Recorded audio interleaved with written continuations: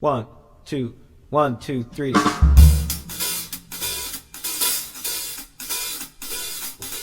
What's up, everybody? Happy 2022. Welcome back to my channel. I hope you guys are all having a spectacular day. This whole thing is gonna fall over, so if you can't already guess, we are gonna talk about the books that I read in 2021, and I figured we'd start, because that's how I started my 2021, with the stunning Harry Potter books. These are the Slytherin House editions.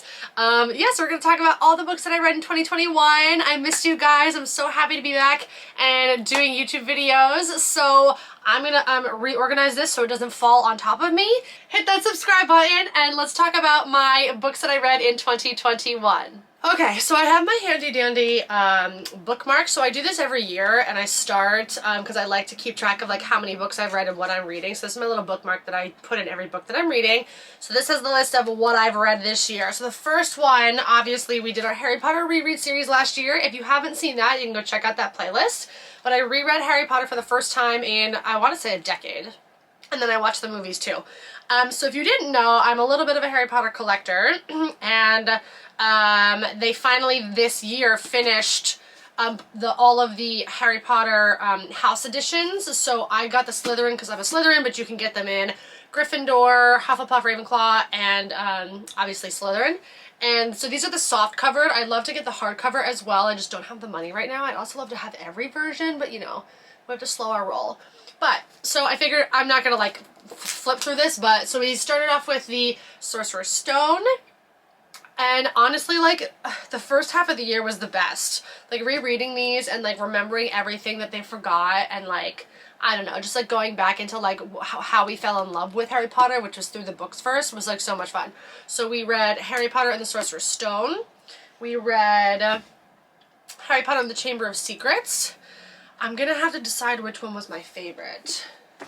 Harry Potter and the Prisoner of Azkaban. I loved this one, and if you go check out my reread series, I love how detailed the relationship is between Sirius and Harry, and I feel like they went into so much more detail in the book than in the movies.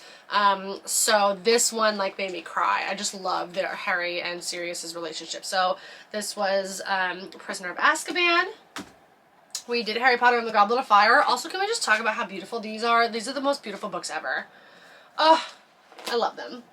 Then we did Harry Potter and the Order of the Phoenix, the big chunky boy. Big chunky boy. Harry Potter and the Half-Blood Prince. This is also one of my favorite books. This is also one of my favorite movies, too.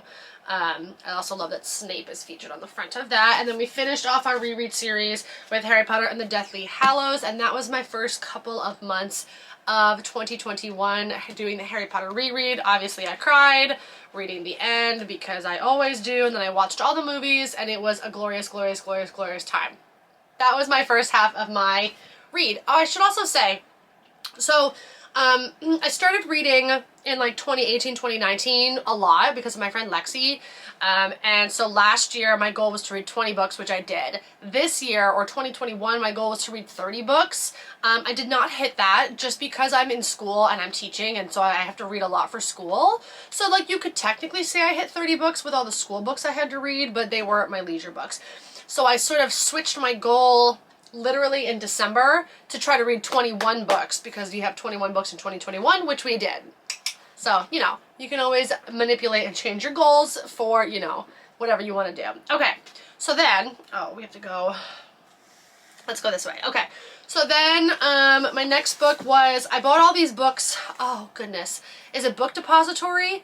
It's either Book Depository or World of Books or some online where, you know, they cost like $2 or $3. And I did Night Road by Kristin. If you have seen my video of the books that I read in 2020, you'll know that I read 3 of Kristin Hanna's books last year, or in 2020. I love her as an author. I like would love to just read all her books. She's got such good character development and storytelling, and they're really easy reads. So I feel like if you're going from something that like took you forever to read and you're wanting to just like read something easy, Kristin Hanna's books are really easy reads. So this is Night Road. It was a really good book, but yeah, so this was a really good book by Kristin Hanna. The next book that I read, which was really popular, and I've been seeing it a lot all over the internet and like on my book recommendations, is Where the Crawdad Sings. This was such a beautiful story. heartbreaking but also amazing.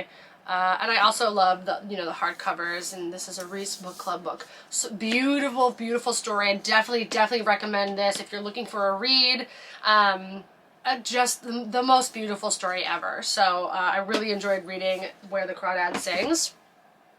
Then I got this book. I was trying to wait for the paperback, but I caved and I bought the hardcover. This is City of Girls. This is also such a good story. Super quick read too. I like couldn't put it down. Super fun. It follows a young girl and her story of living in New York City. So I really loved this book as well. Okay, I can't find the book, but I did read Midnight Sun, which is Twilight, but it's Edward's perspective, and I don't know where I put it. Sometimes I use books to prop things up with, but I couldn't find it. So I did read that, and I did love it. I loved his perspective. Sometimes I worry when they write books once like once like all of the trilogy has come out and you've read everything. I don't know. Sometimes it gets a little wonky and you're like, why are you still writing? But I actually really did enjoy it from Edward's perspective. I also haven't read Twilight since I was like a teenager, so it was like nice to revisit that world, which I really enjoyed. Then I got this series, which I was very excited. Now, I made the mistake, I read them in the wrong order. Whoops, that's fine. So I read Crazy Rich Asians, and then I watched the movie, which was really fun. I will say I liked the book much better than the movie. I had a different vision of what the characters looked like compared to the movies, so I preferred the book. Super entertaining. And then I read, I think it's supposed to go China Rich Girlfriend and Rich People Problems, but I read them in the wrong order. So I finished all three. It just gives you an insight into different cultures, and I really enjoyed it. Really good writing, really funny. Again, really easy read. So if you're looking for like a trilogy that's quick, and you like don't really want to put it down, I recommend the Crazy Rich Asians series. Also, I read a lot on the trains when I'm commuting, or I did a lot of background work this summer, so I read a lot while we're waiting around. I always have a book on me. That's how I have figured out how to read a lot in the years. And then this is When Life Gives You Lululemons. This is a sequel to The Devil Wears Prada, which I love. So this follows Emily's story. And I love Devil Wears Prada, the movie, so it was really cool to like have Emily Blunt in your like head and like read this from her perspective. So I really enjoyed that read as well. Oh, so if you didn't know this, if you live in New York City, Columbus Circle has an Amazon Books in the Time Warner Center. A, very dangerous because I work there, like in that vicinity. So A, very dangerous. But B, if you're an Amazon Prime member, you can get books for like $3. So I got these like next 4 or 5 books for like $3, $4, $5 from Amazon Books. Wild, crazy. So this was In 5 Years. This was a really good book. I really enjoyed this. Very fast. I read this in less than a day. So if you're looking for something, again, a really easy read, I really enjoyed this. This is, I tend to like, there are books that I want to read, but then I also go and I look at each bookstore's recommendations, just because I find like it's interesting to hear different perspectives, and they give you a little like why they like this book on the front. So Amazon Books had their like bookstore recommendations, and this was one of them. So I really enjoyed this. Then I read this. I love thrillers. I love reading thrillers, and honestly, the cover caught my eye.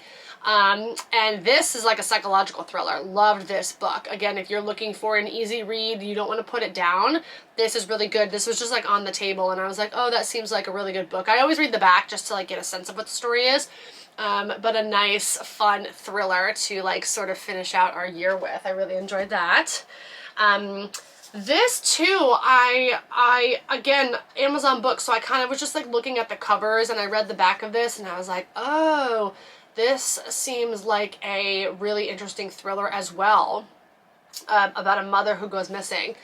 So I really enjoyed this. Again, I like things, sometimes I like to read books that are really hard, like when I read The Goldfinch, that like took me forever. It was so dense, but like the payoff was great. But I've just been in like the end of 2021, I was just like so fried from teaching and so fried from school, like reading all my material for my grad school. So I just wanted books that I could like read and not have to really like, this is weird, work hard to read, you know what I'm saying? just for pure enjoyment. So this was really entertaining.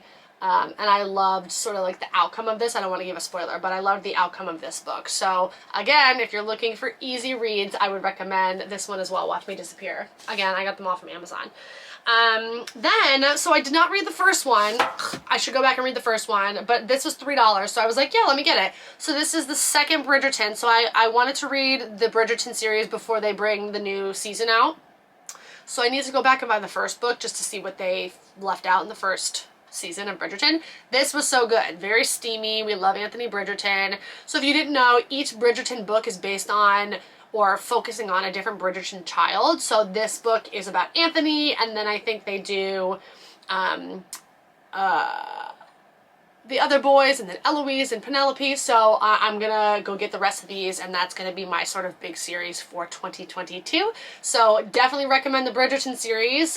It is as good as the TV show.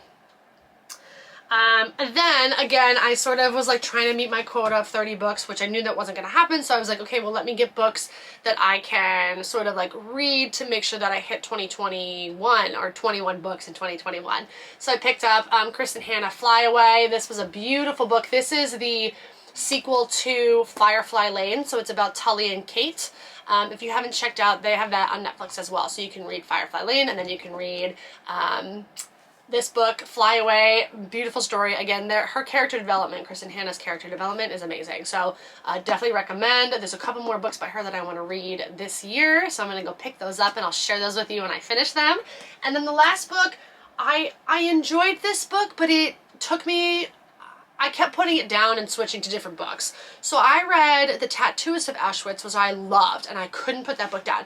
But then I saw this, and I was like, oh, The Librarian of Auschwitz. Now, it's a different author, but I find all of these books, like, the stories are so important, so I want to read all of these different stories, and this one is based on a true story. I just couldn't get through it. Like, I really couldn't get through it. It was the last book that I read this year. I don't know. I don't know if it was just, like, I was just so tired, and I didn't really want to read. I don't know. Like, I would read half of this, and then I would go to a different book, and then I would read a little bit more, and I would go to a different book. I don't know. It just, like, didn't keep my attention, which, like, I don't ever say that I don't, like books, but I don't know. I just, like, I enjoyed it, but I couldn't get through it as easy as I normally can get through all those books. Yeah, so that's 21 books. Those are all 21 books that I read. I'm gonna have to say, like, my top are the Harry Potter, obviously. I really enjoyed Where the Crawdad Sings. That was another really good book that I really enjoyed. And then obviously anything Kristin Hannah. She is one of my favorite authors. So if you are a new reader or you're looking to read this year in 2022, why not do the Harry Potter series if you want to do that and bring joy to your life? They just had the Harry Potter 20th anniversary special on HBO, and I literally, like, hysterically was sobbing. Hysterically sobbing. It brings me so much joy. Speaking of Harry Potter, we have the Keep Collecting box coming from the Wizarding Trunk, which I'm really excited about. So we're going to do an unboxing of that. I'm so excited to be doing videos again. I feel like we haven't done like our regular sit down because I did all of Vlogmas, which was so much fun. It was like so nice to like do my hair and put makeup on today to make a video because it's been a rough couple of weeks here in the apartment. We've been dealing with COVID. So I hope you guys enjoyed this video. Drop a comment down below. What did you read last year? What books do you want to read this year? Do you have any book recommendations for me? I would love to hear them. I'm so excited for all the videos that we're going to do this year. Thank you guys so much. You know, I said it in some of my other Vlogmas videos, but like we've hit 1,000 subscribers. My YouTube channel is growing. It means the world to me that you guys are just like following along and leaving comments and asking questions. It really, I get a lot of joy out of this, and I'm so glad that I started this last year. I was so scared to do this YouTube channel, and I was like, you know what? There's nothing to lose. Just do it, and it's brought me so much joy. So thank you, thank you, thank you. Happy 2022. Hit that subscribe button before you go, and I will see you guys in the next video.